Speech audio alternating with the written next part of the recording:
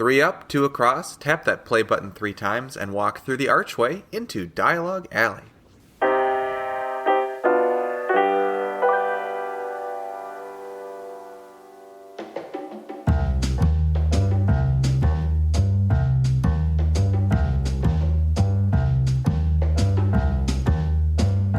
Hello, and welcome to the podcast. Dialogue Alley is a show about Harry Potter books, book translations, and all other things magical.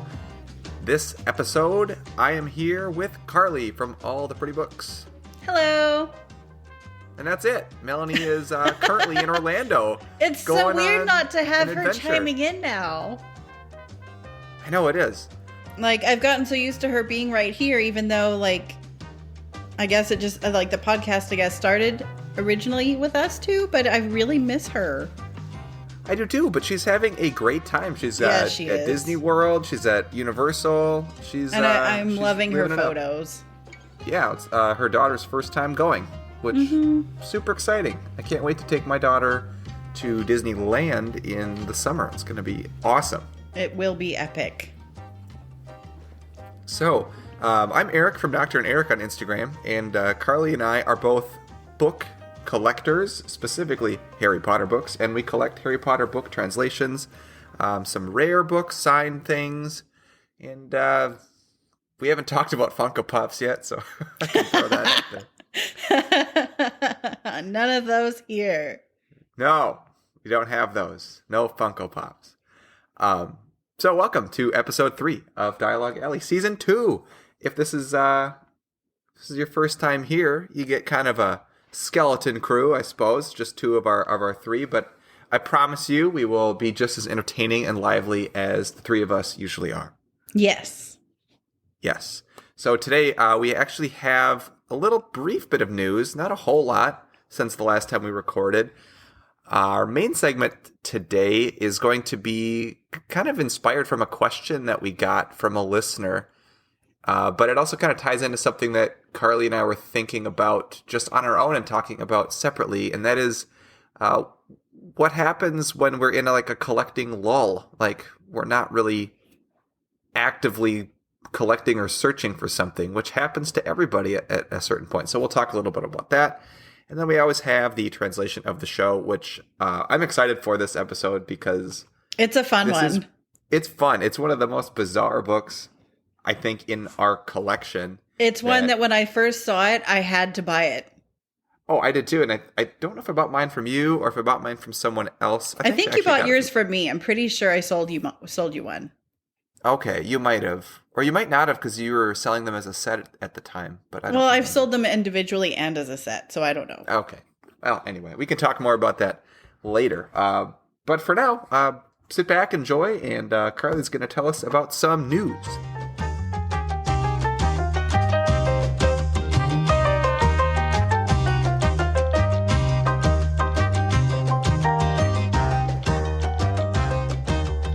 So the news kind of actually goes into our topic too, which is cool that it all kind of gels across the board. So I got a really cool book today. It's the first book of the first Harry Potter translation, first Harry Potter book I've actually bought since, October? If not before. And unless you got, did you get the Bosnian ones? Oh, yeah, I bought those, but I knew I was going to buy those. Like, this is one that I didn't know that I just found out recently existed, and I just had to have. So it's one, like, the Bosnian, I just wanted to finish out the set. So I don't really count that. And we knew those were coming out. Right. And we knew when. Yeah. Right. This was kind of a surprise. So someone messaged me on Facebook and told me they had a hardcover Chamber of Secrets Urdu translation. And I knew... Like I said, I believe the last time we recorded, I talked about how I knew Urdu existed in hard and soft cover, but very rare printings apparently of the hardcover. And there's the hardcover book 1 as well, but they're apparently really hard to find. And he messaged saying that he had a hardcover Chamber of Secrets Urdu for sale, and if I was interested, and I was, and I grabbed it. And that's like a book I'm super, super excited about. I think I mentioned it on the news last time. It made it yesterday. Or the day before. I don't know. My days have blurred. But it's here. And it's really a fun book to have. And now I have the collecting conundrum of, do I get all the hardcover Urdus? Or do I just, keep a one-off as like, oh, well, this is fun. You know how that goes. I know how that goes. It's a very tough decision. Mm-hmm. But Absolutely. good. I'm glad you got that, because that was one that Yeah, all like the Urdu books we don't know a ton about. I mean, we think we know a lot about a certain book or translation, and then all of a sudden, like you just said, someone comes along and you're like, "Hey, I have this in hardcover," and you're like, "What?" Right. Or like, I believe it's the Bengali where they come, where the Bengali translation, some of the books have US artwork and some of the books have UK artwork because they, I guess, wanted to mix it around. But I found out someone from Bangladesh actually said book 3 has both covers. They were released with both covers at, I think, different times. So it's like, do I get both of them now? Yeah, I don't know, because that's cool. That I they did know, that. right? But it's also like, do you need them? I mean, no. Well, then but I would honestly, cool like me being me, I would want to be checking the text block to see if it's the same text block, or maybe they updated it and they just used a different cover to show the update, because sometimes that happens too. But, I don't know. It's a conundrum that I'm now having to deal with. But yeah, the book is here and I'm very excited. Awesome. Well done. So moving forward into the news, I've been asked about a whole lot of forgeries this past 7 days. I've received a lot of emails in my inbox as well as in my Instagram DMs about, is this signature real or authentic and blah, blah. And so far, most of them have not been authentic. Wah, wah. I know. In fact, there's a really bad forgery up for sale on eBay right now for $1,000.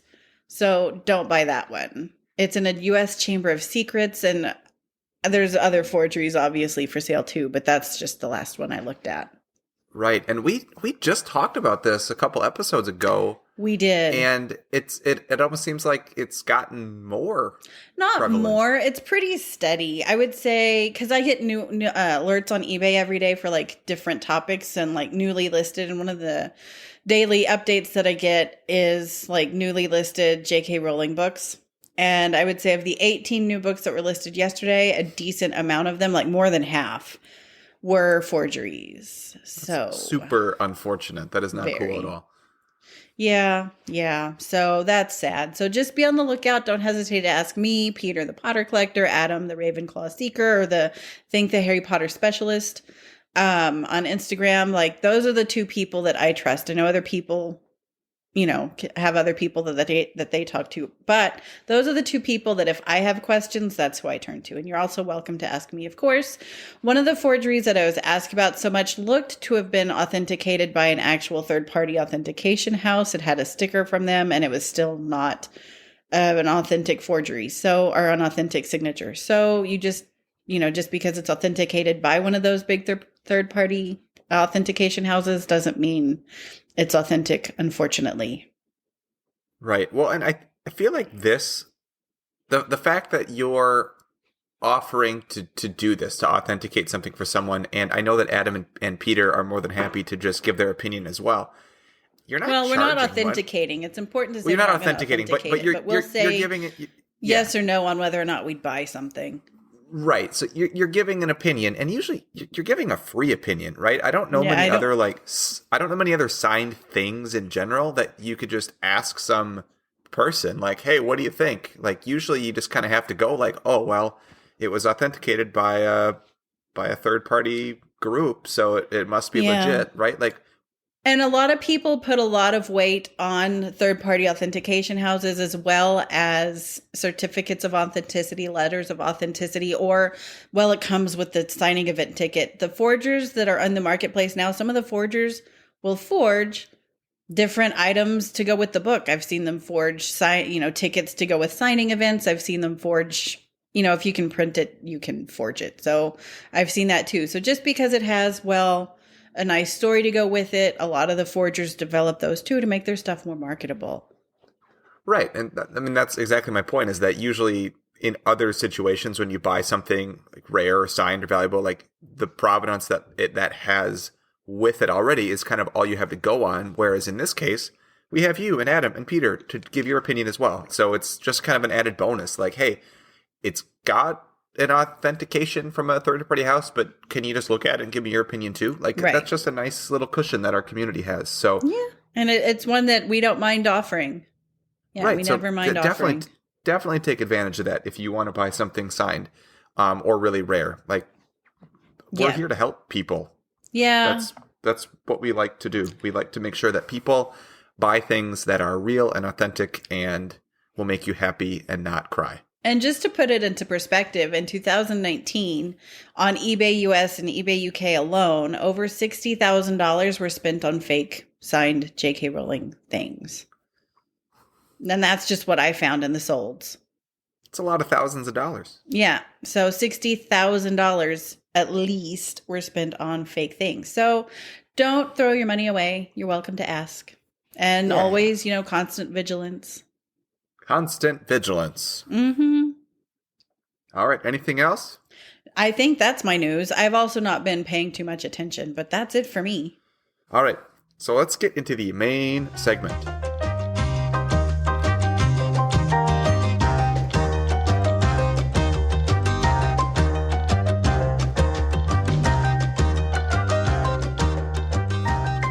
Okay, so for the main segment of episode 3, we kind of had 2 different separate ideas that worked really well together, which is great because I don't think either of them were enough to be a main segment by themselves.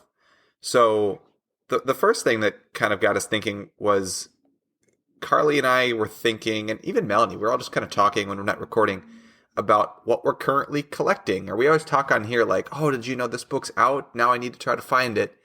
And I don't know. I feel like all of us, for whatever reason, are in kind of a lull. And at this particular moment, like I'm in a collecting lull. I'm not super actively pursuing anything. And I think my reason's different than your reason, and it's different than Melanie's reason. But I feel like this happens to a lot of collectors. I know Harrison mentioned this when he was on last time. Kind of like, this kind of scratches my itch listening to the show because I'm not really buying anything right now. Right. So, and I don't know. I feel like I feel bad sometimes that I'm in a lull, but I'm also sometimes it's kind of responsible to be in a lull too. Being in a lull too can mean you're kind of in a happy point collecting, right? Like if you're actively really searching for something very vigorously, then you feel like your collection isn't complete. Whereas I'm kind of happy with where things are right now. Like, the Bosnian books came in, but we knew they were going to finish those out. I knew I was going to buy those because I wanted all 7 of them because I love the art. But I'm not actively seeking anything. And my reasonings are very different. And for a lot of y'all don't know, but I actually sold off some of my rare books a few months ago just because I needed to do different things with them, I guess. I'm not going to say which ones because it still breaks my heart, but that kind of took the wind out of my sails as well.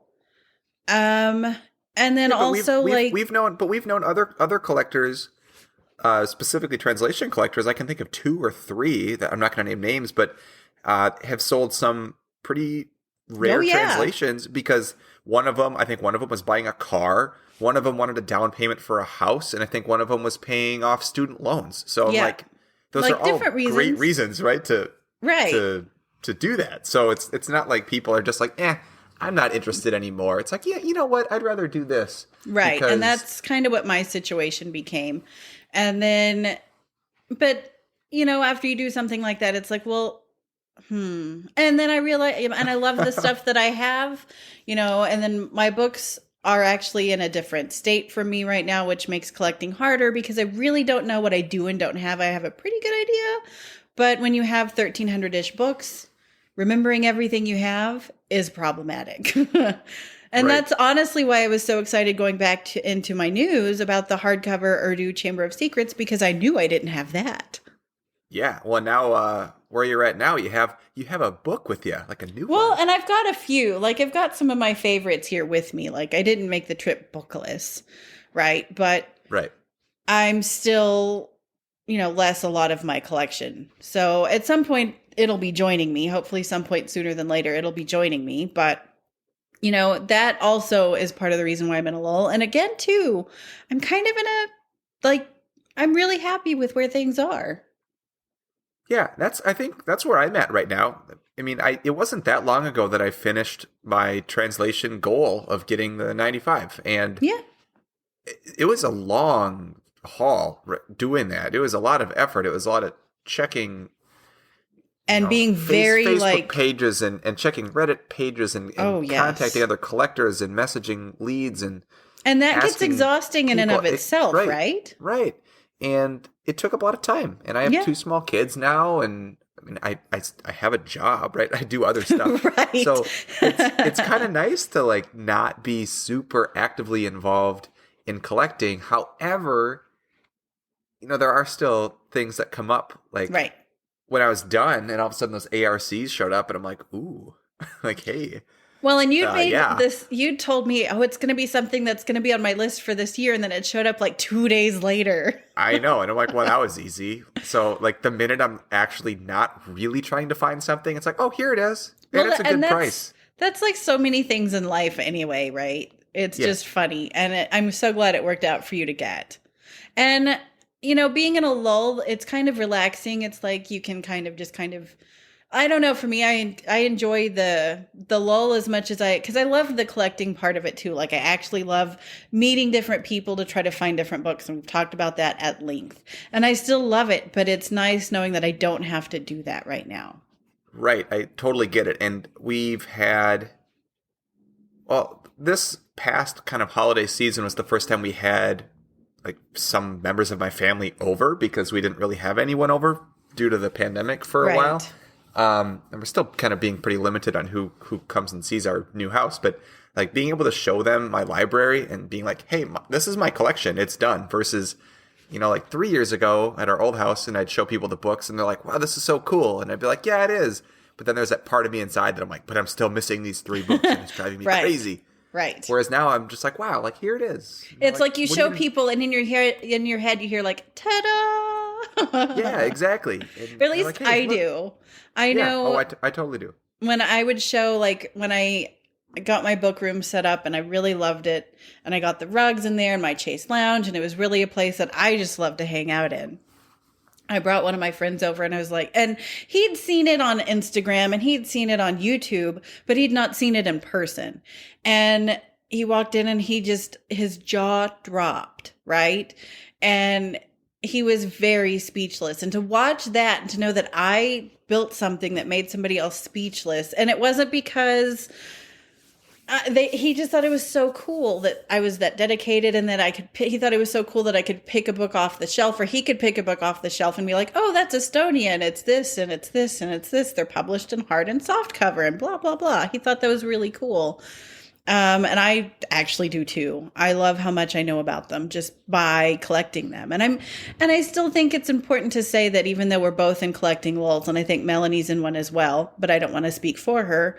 I think it's really cool that we're still collectors, right? We still do and own a collection. We're just not actively seeking things a lot anyway right now. Right. Well, and we're still talking about our collection on a podcast that we're actively doing. So for me, this is kind of, it's like Harrison mentioned this too, like this is kind of my way to like keep the collecting fire going is talking to you guys about collecting and about the books. So, and I feel like I learned something new from every episode we do. I love it.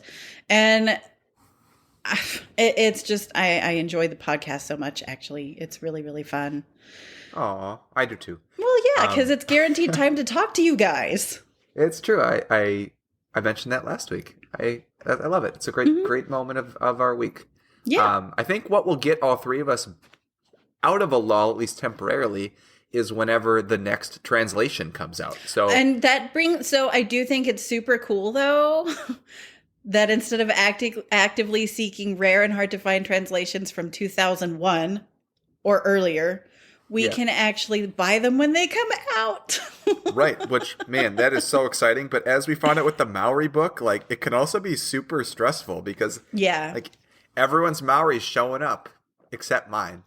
Belarusian for you, too. Belarusian, everyone's showed up except mine. I'm like, what is wrong with me? I'm thinking, like, I'm doing, like, a great job, like, going right to the publisher and, using Google Translate. I'm doing everything right. I'm paying people. This is great. And I get the tracking number, and it's like, oh, we lost it. I mean, at least the Belarusian, like Harrison had an extra one that I bought from him, which is nice. But still, I didn't get that extra copy that I ordered from my friend from Belarus, which was kind of sad because I wanted to give that to her. Right. But then the Mallory one, the Auckland Press, the publisher, they sent me another one for free. Like, they were awesome. Yeah, they were. But And Yiddish arrived, so like that was flawless. Yay! The Yiddish one. And Yiddish is so cool. I know. Well, and the Hawaiian one came right away too. Yeah. So I'm 2 for 2. My Hawaiian came like 4, 6 months late, so that was frustrating. Yeah, I remember that. So I'm 2 for 4 on the most like recent ones. Oh no, isn't Uz? No, Kazakh too. That was pretty recent. Yeah, Kazakh's recent, and I believe they're up to book 3 now. If not, okay. I haven't bought books 2 and 3 because basically I can't find out where to. And I do have Belarusian book 2 though, so that's really exciting. Nice. And then another third one's out too. Is it? Oh no. See, now I'm about to get out of a lull. So yeah, get out of that lull, Carly.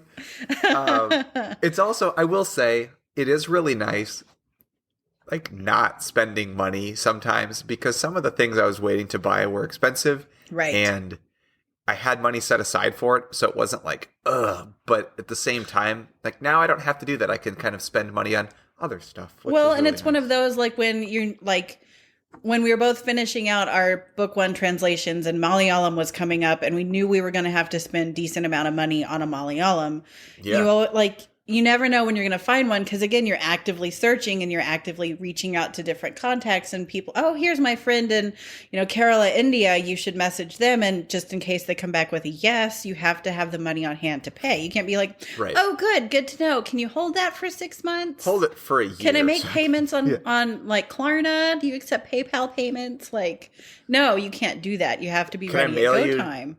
Can I mail you $50 a month for the next 2 years? Right. So it's one of those that it's relaxing that way as well. That's a very good point, because I don't have anything that's super expensive actually that I'm really looking out to buy right now. Yeah, that's what whenever everyone asks me, like, hey, do you have a first edition, first printing UK? I'm like, I don't. And I really don't care to own one because I don't need to spend that much money. Well, and that actually ties into our next part of the that was my segue, Carly. Did you picked up on it? Yeah. So we were asked in our Dialogue Alley DMs. Someone asked a very good question, like, if a book is not in very good condition. I wrote it down. Do you want me to read it? Well, just don't name the title of the book. That's what she asked. But yeah, you can read it. I won't. Okay.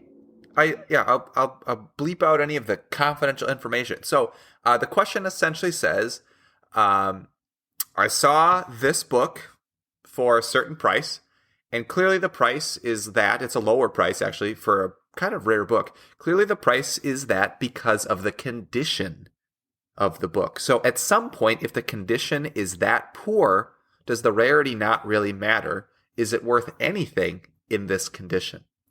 And that is a very good question. And it boils down to honestly what your opinion is. I know for me, if I were to find a first print UK Philosopher's Stone that looked like it had been sat on by an elephant and possibly stepped on and just really ran through the mud for, I don't know, a very good price, I'd snatch it without thinking. Be like, yeah, I'll buy that.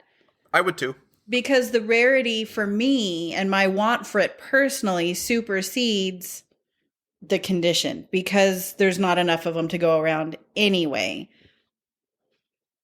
If it's something that's not super rare, like, okay, let's take the example to a first print Sorcerer's Stone, US, the hardcover, in the first date jacket, right, with the Guardian quote. Yep. I've passed up on a bunch of those that looked like they'd been ran through the ringer, because there are, by the publisher's own admitting, between 30,000 and 35,000 of these first prints alone. Granted, the demand is high. More than 35,000 people want this book, which is why the book sells for what it does. but they're around, you know, and I'm not willing to pay $500, $200 for a book that looks like that when I know that I can save my $500, $200 and put it, even if I have to spend more, put it toward a much better conditioned copy. Right. I think the fact that you named those numbers is a huge factor in that same decision that I have in my collecting brain when that opportunity presents itself to me. So I'm thinking of Molly Allen. Or Molly Allen is a great example. I did not care what that book looked like. It was the last book I needed. I did not care. And I didn't really care what the price was on it because you just don't see them out and about. Or like an Asturian book, there's only 700. If you get one that's in terrible condition and someone wants $1,500 for it, I can't guarantee that you're ever going to see that book for sale again. Right. Publicly. And it's one of those, like, if I needed Asturian, I would jump on that and be like, sure, take all my money. I mean, that's how my Macedonian is. It's in terrible condition, but I got a great deal on it. Yeah, you did. I maybe would have paid a little bit more, too, because at the time, they weren't popping up anywhere. So, no, and you needed a Macedonian, and that was there. And it goes back to, you know, if the book is something that is in its pristine form, $600, $700, fine, right? And you found one for $200, $150, $100, but it was just not like water damage, not in the best condition. I would rather put my $150, $200 or whatever towards saving toward a better copy because they're going to be around. That's me personally. And I actually did something I didn't think would ever happen, but when I bought my Gujarati from Sean, it was not like the book itself was in pretty decent shape. It wasn't falling apart or anything, but it didn't have the foil on it. It had been read a few times. Like it was just it wasn't beat up, but it wasn't great, right? It was very, very average. But then when Daniel in Poland was selling his collection and he was selling a Gujarati, I was like, whoa, that's in really, really great condition. So I bought it and then sold my old one to someone else. So, and you just sold your old one for what you'd paid for it. You didn't make any money on it. I sold my old one for what I paid. Yep, I sold my old one for what I paid for it. I think it cost me maybe a couple $100, maybe a little bit more to upgrade to the better condition one. Yeah, so essentially you spent just a few $100s to upgrade for a better condition book, and I was totally happy with that. So for a while, I had two Gujarati books in my house, which nobody ever gets to say. No, that's amazing. I have a picture of them. They're pretty cool. But it's one of those, if you need it, buy it books because you could always conceivably upgrade a book later. If you really just want like an Asturian or a first edition Sorcerer's Stone or like a uncorrected proof UK book, right? Like you can get them later, but you can't guarantee that you're going to have the opportunity to get one. Right. And I was actually asked probably a few months ago by somebody, they'd come across a JLG, Junior Library Guild edition Sorcerer's Stone, and they were between buying the Sorcerer's Stone JLG, which was in about, good plus condition. It had a jacket, but it had definitely been read. The corners were rounded, that kind of thing. And a good, very good copy of Sorcerer's Stone first print in the Guardian quote jacket. And he asked, he only had so much money, which of the two would he buy? Me personally, because I know I'm always going to have a chance at buying a decent conditioned, or if not better conditioned, first print stone, even though that's going to be more valuable at the end of the day, more than likely, and more in demand. I'm going to buy the Junior Library Guild Sorcerer's Stone just because it's rarer, and me personally, I tend to go toward more rare, unique things, and that's how my collection has always spun, is more rare, unique, not necessarily value wise. Granted, I pay very close attention to value whenever I buy things, but between the two, I told him without hesitation I'd pick the JLG, mostly because I'd seen it a handful in 12 years, literally 5, 6, maybe. And I'd only seen 3 or 4 with a jacket. So between the two, that's where I would go because I can't guarantee you're going to get another shot. Right. I agree with that 100%, especially because the three of us talk all the time about how the market for Harry Potter book collecting and translation collecting also is growing. It's not going to get smaller. It's going to grow. So if there's a book that you don't have that you want, that's rare, that they're not publishing anymore, like an advanced reader copy, or like I keep saying Asturian, but even something like Tibetan that we talked about last week, or Tibetan has apparently become wicked hard. Right, or like some of those other books from India, like Galician out of Spain, Valencian out of Spain. Yeah.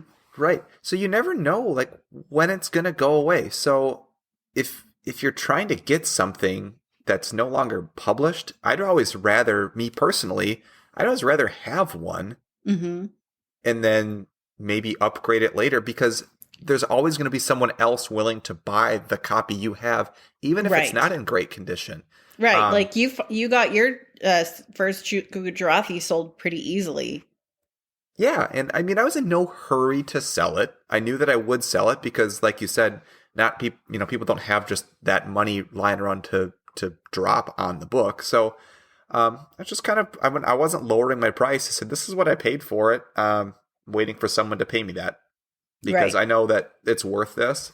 I'm not trying to make a profit on this. I'm not trying to rip anybody off. I know it's worth this, and someone tell me if you want it. Right. And I did that with that's too expensive. Yeah. Like, well, it's actually not too expensive. So it's what the market will bear. It's what the market will bear is what dictates value at the end of the day. And we know that's what the market will bear for this book. And it's just, I upgraded my JLG. I bought a JLG a few years ago. No jacket, horrible, corners showing, cardboard showing at the corners rounded. But it was my first shot at buying one. I paid $300 for it. I wound up selling it for $300 later when I found a really nice copy for $950 on eBay. And Adam actually sent me the listing, and he was like, you need to buy this. And I was like, oh, I do. Yeah, oh, hello. And it was actually funny because I'd bought a signed book off Adam. It was a signed Beetle the Bard. And it had come in that day. I didn't even open the box that the book came in. I took pictures that Adam had sent me of the book, and I sent them around to several other collectors and sold the book for what I'd paid Adam for. Yeah. And I never got to open it. Aww. But I didn't want to. I didn't want to get attached because I really do want a signed Beetle the Bard. It's just I wanted a JLG. I wanted a JLG more, and this one is beautiful. It's pretty much fine. And this was my chance. I didn't know that I'd get another one, so that was my shot at that. So that's how I did that. If you're wondering what the Junior Library Guild one is, I recommend you go back to episode 2 of season 1, where we talk about all the different versions of Harry Potter, like the library editions, the school market editions. So that's all in there. And it is a book club edition, for those wondering. It's the only book club edition that has any real collectible value. The others are just everywhere, and they're a dime a dozen, and really collectors don't want them. This one is cool because it has the Guardian quote and several other things that just make it really, really nifty, and there's a big want for it, and it's really well done. Out of all the book clubs, it's really well made, and I've actually made a YouTube on it, and I've written several articles about it as well that you can find on my website. Yeah, so go back and listen to that episode. I think it's called like something like Rare Books, Signed Things, and Rat Hats. First edition's Rare Books and Rat Hats, because we talk about the Italian book as our translation of the show, which has an amazing cover. It does. And speaking of translations of the shows with amazing covers, Carly, are you ready to talk about this book? I am. Let's talk about the dots.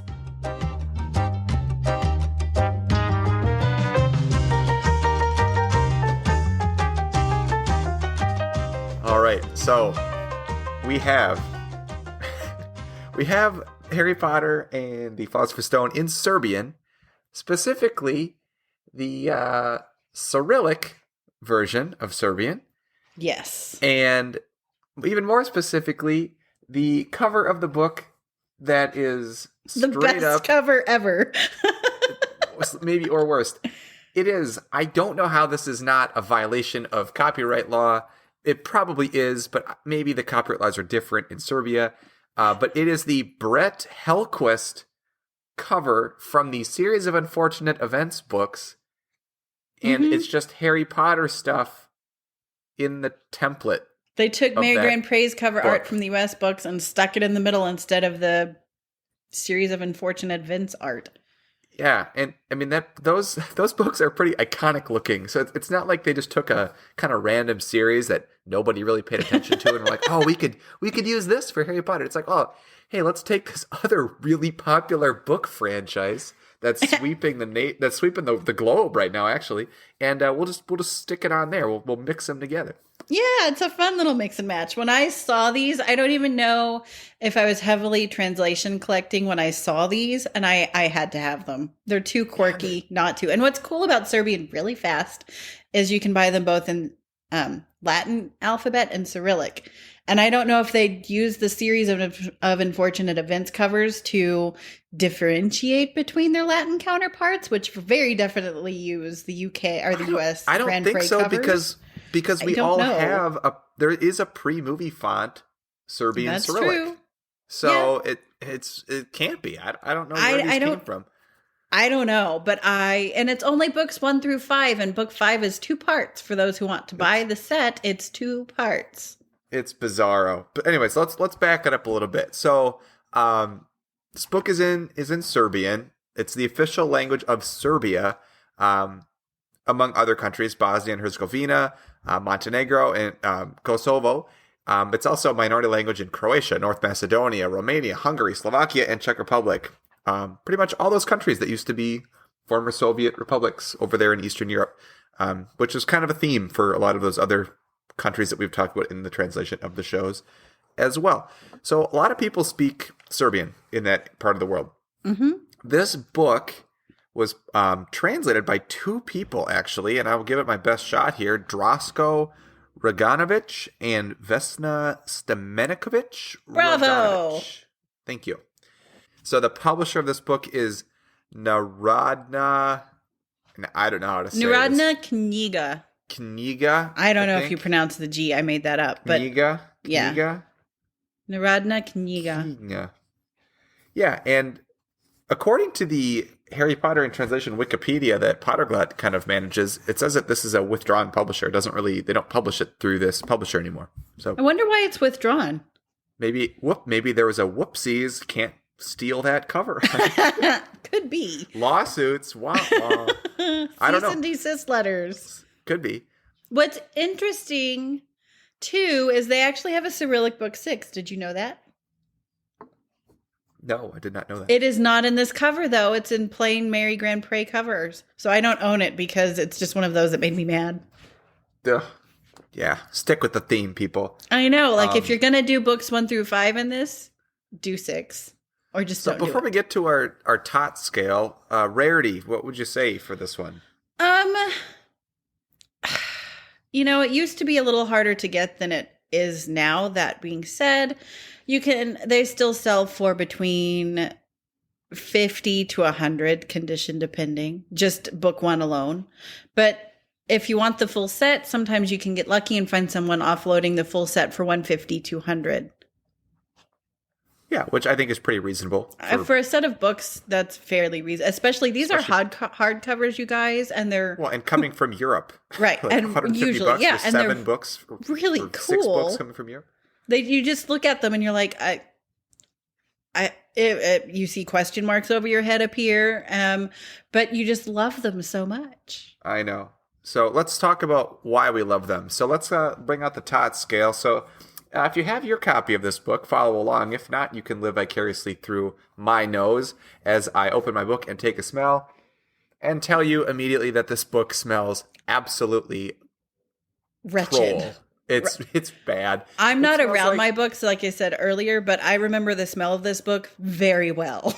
It's not a good one. It smells like, not like moldy paper, it just smells like... It's musty. Really musty paper, and the glue isn't very good smell. So that's all you need to know. And the pages yellow very easily too, you guys. Do. This paper is not top quality, and it degrades. Don't get ahead of yourself, Carly. That's for later. Quality. I'm not there yet either. I'm just telling them that that's going to be part of the smell. Oh, okay. That makes sense. Right. Gah. All right, sorry. So that's all we need to talk about. The smell. It's a troll. It's one of the worst smelling definitely a books on our troll. shelf. Yeah. Size and proportions. To me, this book it's fine. I give it an acceptable. It's a weird. And this kind of goes with feel in the next one. Can I blend them together because I think they're related. Sure. Sure. This book, the way that it's made, it's very pointy and the boards are super stiff. Yeah. So like it's just very rectangular. It just looks like a perfect rectangular prism because this thing is so like rigid. Right? I've never heard you be mad at a book for being so rectangular before. It's so rectangular and But I get it because the boards are very thick. Yeah. And the book really holds its shape. It sure does. So I give it an acceptable. It's fine. It holds its shape, which is great. But it's not anything amazing. It's very average. It's unacceptable. I like the size and proportions. To me, I think it's fun because it's a little bit shorter than some of the other books, right? Which, like the other Serbian books, like the hardcover Serbian Latins are very tall. They are very tall, yeah. And they're very strangely tall, especially for how thin they are. So that's weird to me. And these are like nice, thick, stout, sturdy little books. Like I'm pretty sure I could throw one across the room. Not that I would. And it would still like be fine. I would probably hurt the wall before I hurt the book because these boards are really solid. You're not at Peter's house, so don't be throwing books around. I don't have his Persians in hand. No. So then how it feels in your hand, these kind of blend together. Like I said, this book is the boards are so stiff. Like you can't bend these boards. They are like window breaking stiff. So it feels to me, you can't really like even bend it a little bit when you're reading. So I also give it like between a poor and acceptable. I'm acceptable here and I'm acceptable in the other. It's kind of weird. It's kind of hard to open it. Like just me opening really? to random page. Mine has probably been read, but like mine, what I like about it is that I can open up the book and I can turn to a page and I can read it without breaking the spine. That's a fair point. But I would say like one of the things, while the boards are super thick, the boards that they used weren't super flat across the top. So you can feel like different, at least in mine, I can feel like different variations, like little bubbly, dinty things. Yeah. Not that it's dented. Yep. It's not dented through the paper, but it's not a flat piece of cardboard. It's just very, very sharp and pointy, but it's not flat. And you can feel like little variations when you rub your hand across. So it's not smooth. And that does irk me. It does. So that's a great segue into the quality of the book, which for me, I might give it a poor to an acceptable again, because in my copy, I think we've talked about this on maybe one of our Instagram lives, Carly, like the way mine's bound, I have a huge chunk of space between the top of the boards and the pages on the top. But the bottom is like right at the bottom. Right. In mine, like the pages are even lower than the boards on the front cover. Yeah. So it just doesn't seem like it was made super well. So I'm giving it between a poor and the paper quality, like we talked about a little earlier. Yeah. And I would say the glue, because the glue I think is part of the smelliest part of the book because it gets really, really noticeable as you get your nose toward the spine. Yeah. I would figure it's not the best quality of any of the products used. But I will say, I feel like if I had to throw it through a window at somebody as a weapon, it would probably still hold. So there's that. I agree with that. And I don't think it would lose any pages. But it's not the best quality made book in my collection. So it's going to get like